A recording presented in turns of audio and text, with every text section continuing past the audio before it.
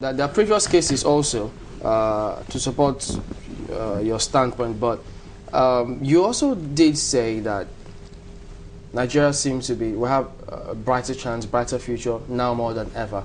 Tell us about the statement credited to Nigeria's togetherness in 2015 and how the international community perceives us now. Do they see us as doing the right things to prevent that kind of scenario in 2015?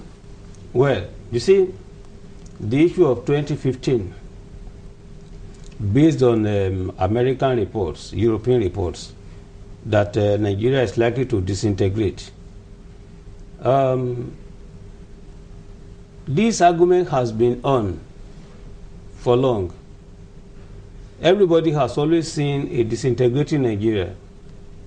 And what they do consider by that time is when, for instance, you have a MASOB, you have an OPC, you have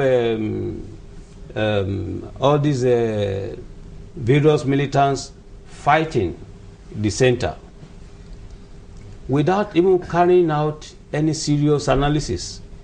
One can easily jump into conclusion and say Nigeria will disintegrate. You can look at it this way.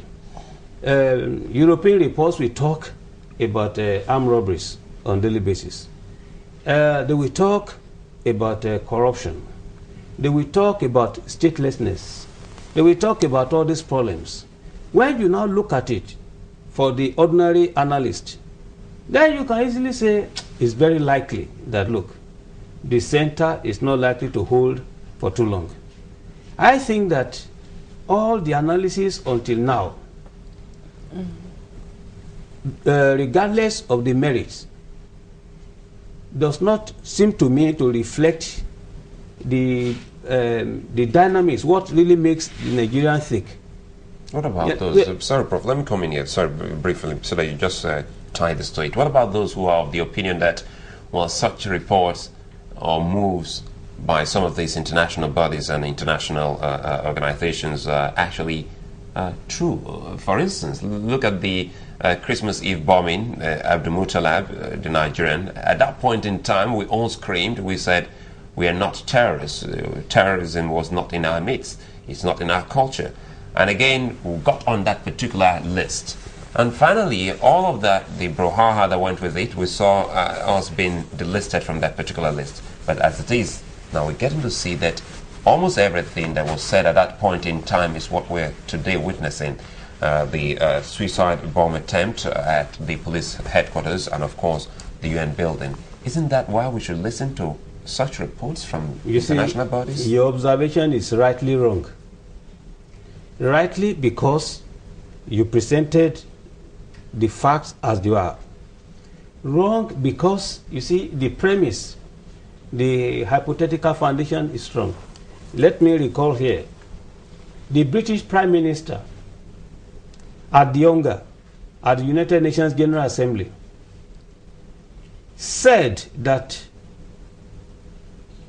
in Abuja there is an area in the environment where terrorists were being trained.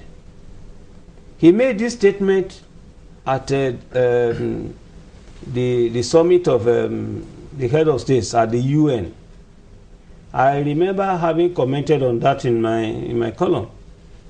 Now, he says that there is a place where they breed terrorists, where younger people are being brought up.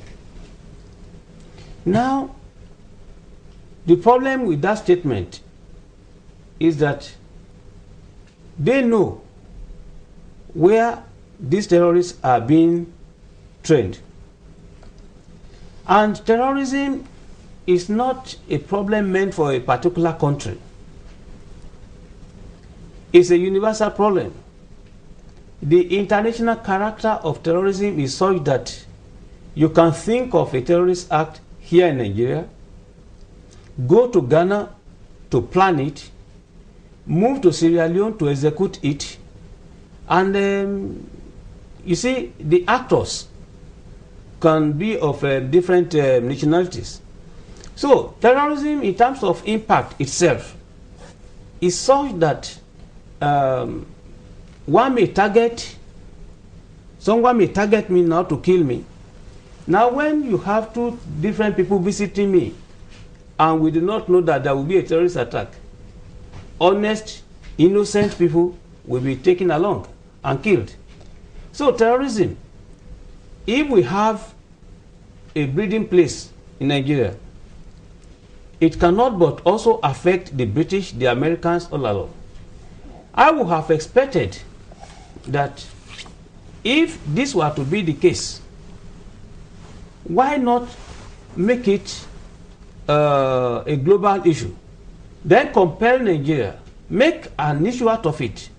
Up till the time we are talking now, I've not been able, as a professional student, to see where the location of that particular area, where they are breeding, where they are teaching, where they are training terrorists.